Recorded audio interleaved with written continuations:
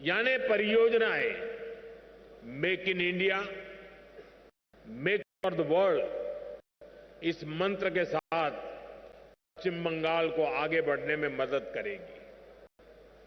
इससे यहां के नौजवानों के लिए रोजगार के अनेक अवसर भी पैदा होंगे। मैं आप सभी को इन परियोजनाओं के लिए बहुत बहुत बधाई देता हूं।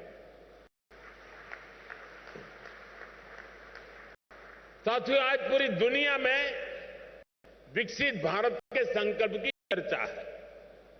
इसके पीछे भारत में दिख रहे वो बदलाव है जिन पर विकसित भारत की इमारत का निर्माण हो रहा है। इन बदलावों का एक बड़ा पहलू भारत का इंफ्रास्ट्रक्चर है। जब मैं इंफ्रास्ट्रक्चर की बात करता हूं तो इसमें सोशल, फिजिकल और डिजिटल हर प्रकार का इंफ्रास्ट्रक्चर है। 4 करोड़ से गरीबों के पक्के घर, करोड़ों टॉयलेट, 12 करोड़ से अधिक नल कनेक्शन, हजारों किलोमीटर की नई सड़कें, नए हाईवे, नई रेल लाइंस, छोटे छोटे शहरों में बने एयरपोर्ट, गांव-गांव, घर-घर पहुंचा इंटरनेट, ऐसे आधुनिक इंफ्रास्ट्रक्चर का लाभ पश्चिम बंगाल सहित देश के हर राज्य को मिल रहा है। साथियों, पश्चिम बंगाल की ट्रेन कनेक्टिविटी पर अभूतपूर्व काम हुआ है। बंगाल देश के उन राज्यों में है जहां बड़ी संख्या में वंदे भारत ट्रेनें चल रही है। कोलकाता मेट्रो का तेजी से विस्तार हो रहा है। यहां नई रेल लाइनें बिछाने का काम, चौड़ीकरण और बिजलीकरण का काम तेजी से चल रहा है। अनेक रेलवे स्टेशन आधुनिक हो रहे हैं। इसके अलावा बहुत बड़ी संख्या में रेल ओवरब्रिज भी बनाए जा रहे हैं। आज 2 और रेलवे ओवरब्रिज पश्चिम बंगाल को मिले हैं। ये सारे काम बंगाल के लोगों का जीवन आसान बनाने में बड़ी मदद करेंगे। साथियों, हमने यहां के एयरपोर्ट को भी उड़ान योजना से जोड़ा है। बीते 1 वर्ष में ही 5 लाख से ज्यादा यात्री इसके जरिए सफर कर चुके हैं। आप जानते हैं, जब ऐसा इंफ्रास्ट्रक्चर बनता है तो सुविधाएं तो मिलती हैं, हजारों नौजवानों को नौकरी भी मिलती है। इन प्रोजेक्ट्स को पूरा करने में जो रॉ मटेरियल लग रहा है उसे बनाने में भी बड़ी संख्या में रोजगार का निर्माण हो रहा है। साथियों, पिछले 10-11 सालों में देश में गैस कनेक्टिविटी पर जितना काम हुआ है उतना पहले कभी नहीं हुआ। बीते दशक में देश में एलपीजी गैस घर घर पहुंची है और इसकी दुनिया भर में वाहवाही भी हो रही है। हमने वन नेशन गैस ग्रिड के विजन पर काम किया। प्रधानमंत्री ऊर्जा गंगा योजना बनाई। इसके तहत पश्चिम बंगाल सहित पूर्वी भारत के 6 राज्यों में गैस पाइपलाइन बिछाई जा रही है। लक्ष्य ये है कि इन राज्यों में भी पाइप से सस्ती गैस उद्योगों तक पहुंचे, रसोई तक पहुंचे। जब गैस की उपलब्धता होगी तभी इन राज्यों में सीएनजी से गाड़ियां चल सकेगी। हमारे उद्योग गैस आधारित टेक्नोलॉजी का उपयोग कर सकेंगे। मुझे खुशी है कि आज दुर्गापुर की ये औद्योगिक धरती भी नेशनल गैस ग्रिड का हिस्सा बन गई है। इसका बड़ा लाभ यहां के उद्योगों को होगा।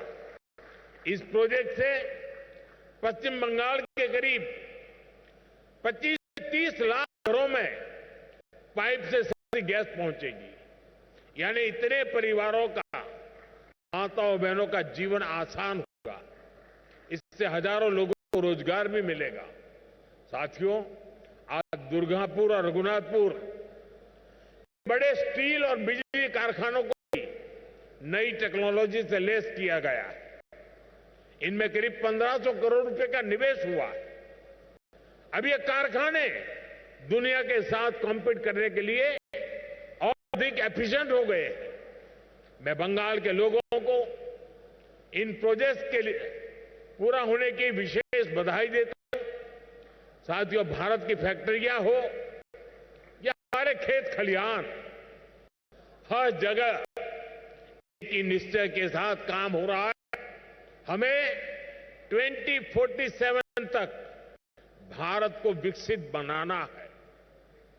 हमारा रास्ता है विकास से सशक्तिकरण, रोजगार से आत्मनिर्भरता और संवेदनशीलता से सुशासन। इन्हीं मूल्यों पर चलते हुए हम पश्चिम बंगाल को भारत की विकास यात्रा का मजबूत इंजन बना करके रहेंगे। आप सभी को से विकास परियोजना की बहुत बहुत बधाई देता हूं। अभी के लिए इतना ही।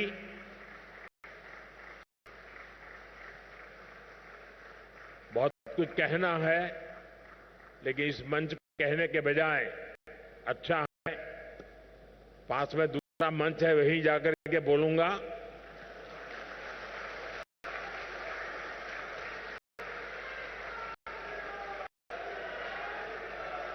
पूरा बंगाल और पूरा देश वहां होने वाली बातें सुनने के लिए जरा ज्यादा आतुर है। मीडिया के लोग भी बड़े उत्सुक हैं। साथियों, यहां तो इस कार्यक्रम में मैं मेरी वाणी को यहीं पर विराम देता हूं, लेकिन कुछ पल के बाद वहीं से गर्जना होगी। बहुत बहुत धन्यवाद।